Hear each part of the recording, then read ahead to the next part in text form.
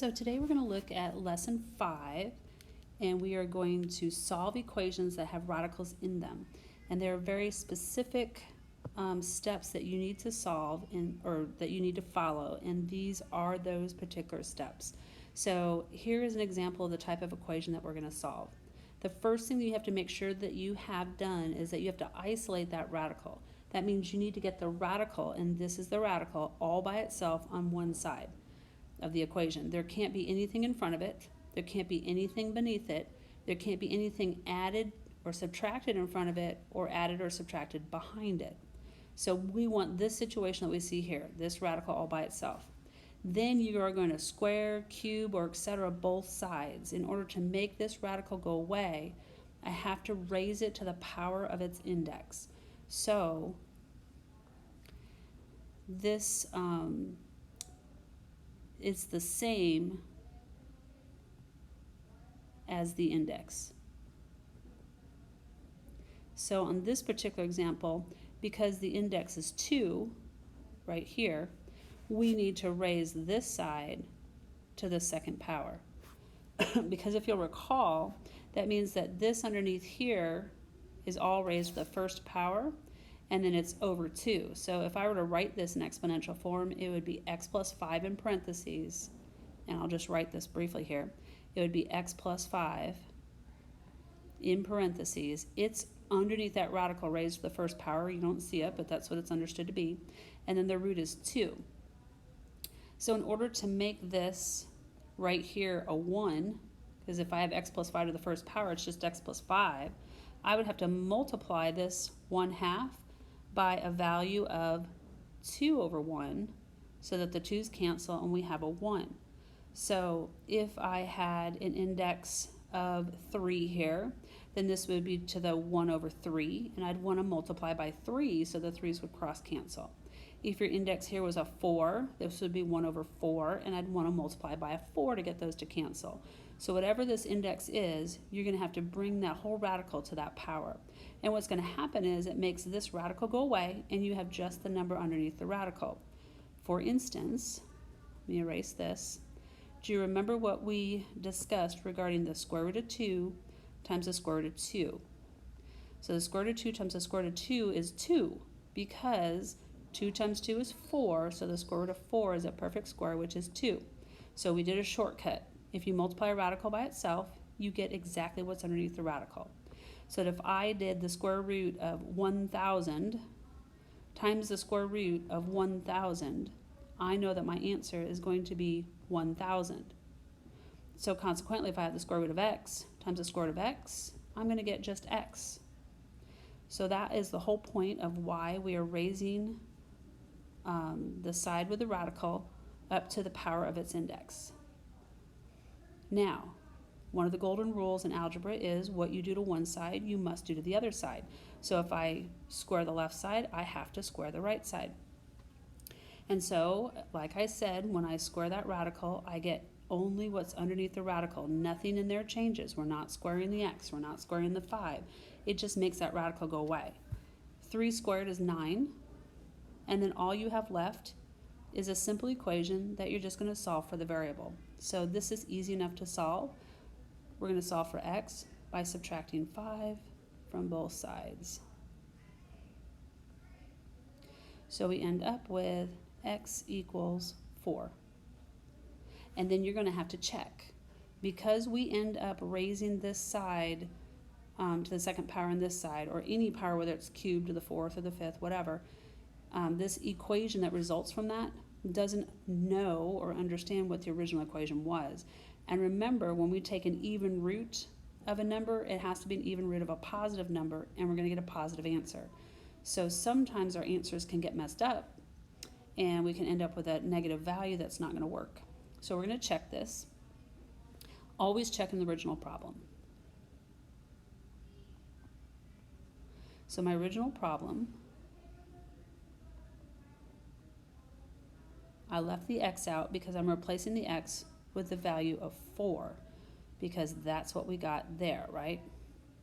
So then you're just going to work the left side separately from the right side. Don't add or subtract things to both sides. Don't multiply or divide both sides by anything. Just do the math. And it's like a mini proof, so you got to show all your work. So square root of 9 is equal to 3. 3 is equal to 3. It checks, left side equals right side, so this must be a good solution. So let's go and look at a few other solutions.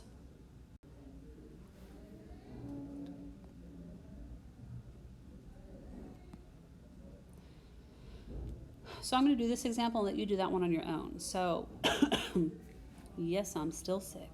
All right. So this time we do not have our radical by itself. It's not isolated because you have something in front of it.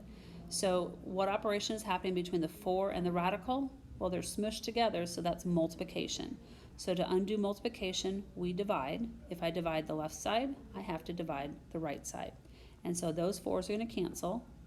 You get the square root of x minus 2, that hasn't gone away, is equal to 3.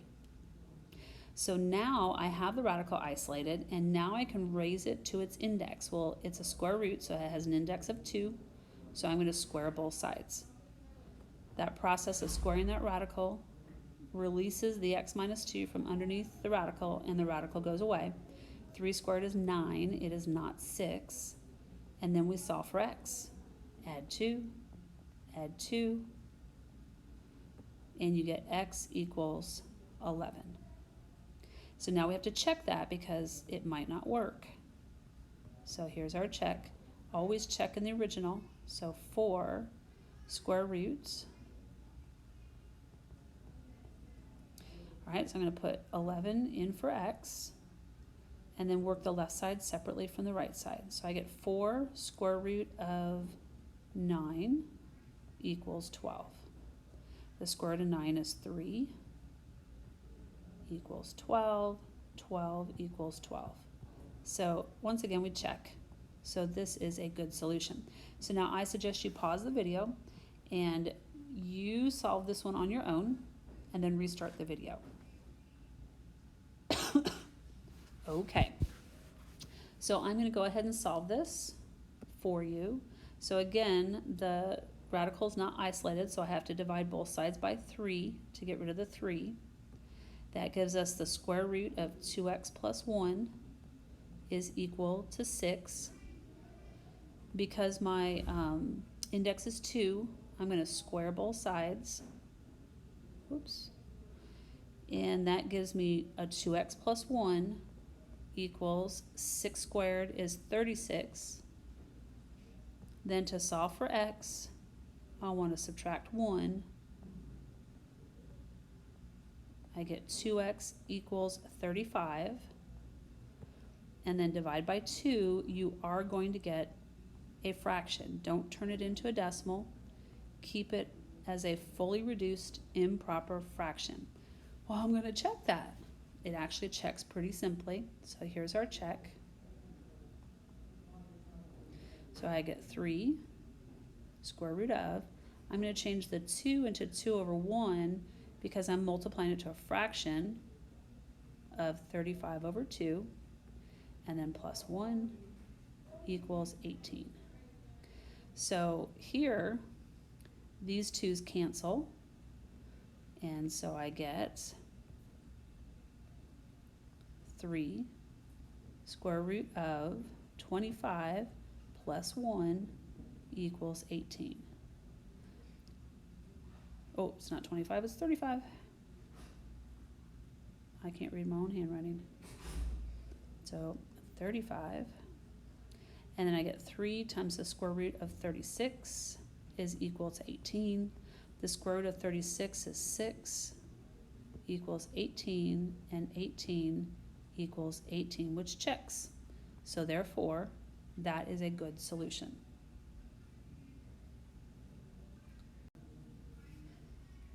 All right, so let's look at a different index other than 2. How does that change how we approach the problem? So the radical is isolated. There's nothing in front, underneath, or added or subtracted to the outside of it.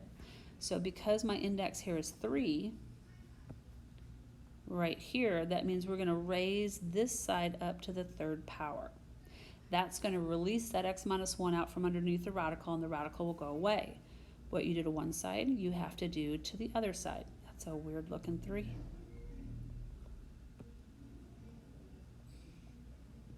All right, so that leaves you with x minus 1 is equal to 2 to the third power. 2 times 2 times 2 is 8. Add 1, and you get x is equal to 9. You got to check it.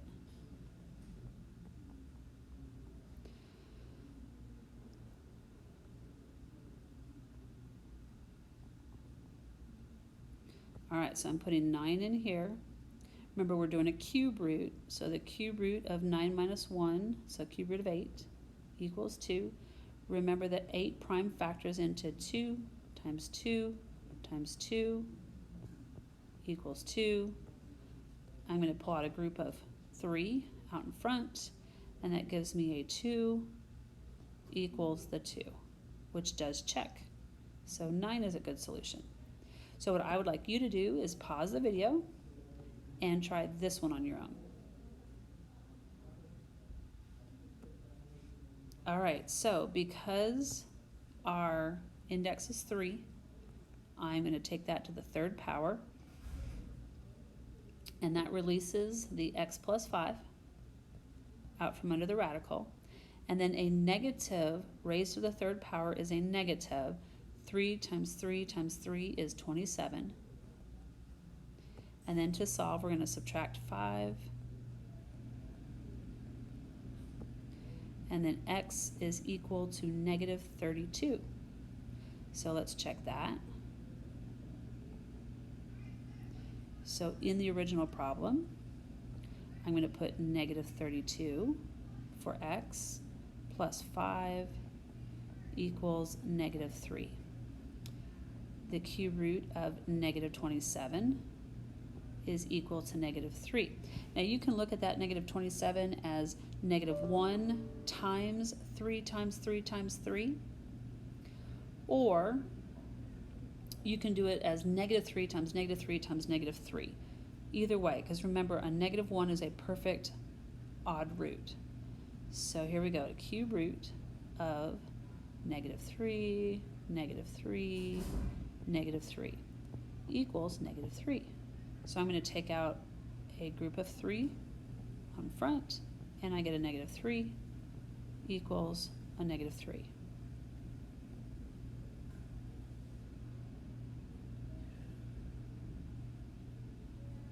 And that's it, so it's on. All right, last examples. So what happens if you have more than one radical in one equation? Well, you need to make sure that you have one radical on one side and one radical on the other side. If both radicals are on one side and you have 0 or some other number over here, you're going to have to add and subtract to move one radical over to the other side. So you have one on one side and one on the other. Fortunately, these have the same index, and in the CP class, we're not going to give you something that doesn't have the same index. So because the index is 3, we can raise both sides to the third power. You cannot raise both sides to a different power anyway. So if that were the case, we'd have to do something different, and that's for another day. So that releases both things out from under their radicals. And now it's just a case of solving. So remember that you need to concentrate on the variables first. X is smaller than 4x, so I'm going to move this x over to the right side. I get a negative 1 equals 3x minus 5. Add 5.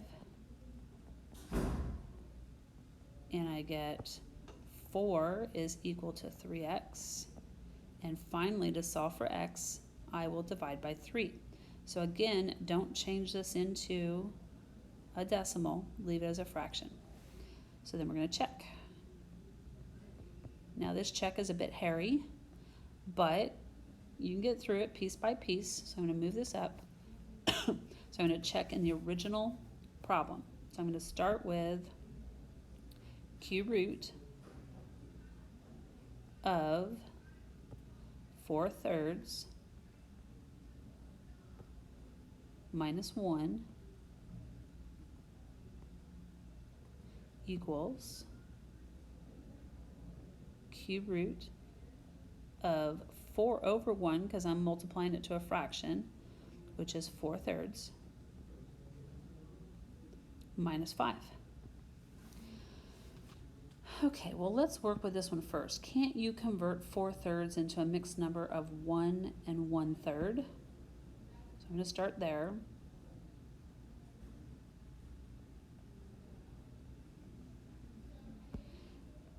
And then over here, we're going to multiply out. I can't cancel the 4's because they're not diagonal to each other. So 4 times 4 is 16. 1 times 3 is 3. So we end up with 16 over 3 minus the 5.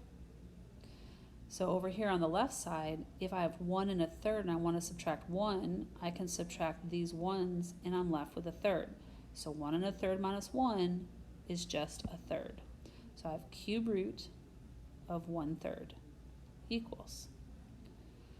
Then on the right side, 16/3 can be turned into a mixed number.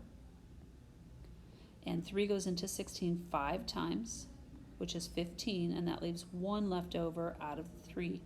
So it's 5 and 1/3 minus 5.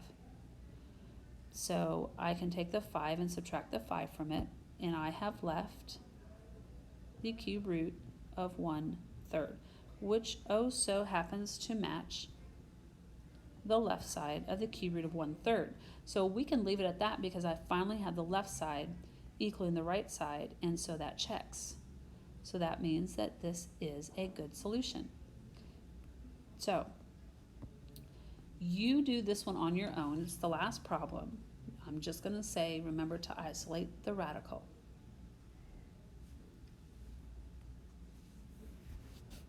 Okay, so if I want to get this radical by itself, I have to get rid of that minus 6. So I'm going to add 6 to both sides. That leaves me with the square root of 4 minus 16x equals 10. Because my index is 2, I'm going to raise this to the second power and this to the second power. That releases the 4 minus 16x out from underneath the radical. 10 squared is 100. Then we're just solving for x. So I got to get this by itself. The negative belongs to the 16x, so the 4 is positive. So to move it, you have to subtract 4. So you get negative 16x equals 96. Divide by negative 16. And x is going to equal negative 6. And then you have to check. Square root of 4 minus 16 times negative 6 minus 6 equals 4. So square root of 4, negative 16 times negative 6 is a positive 96, minus 6 equals 4. Square root of 100 minus 6 equals 4. Square root of 100 is 10, minus 6 equals 4. 10 minus 6 is 4 equals 4, and that does check. And that's it. So there is one homework problem that's difficult, so just be wary. And I expect you to come with questions. Do your best, and have a great weekend.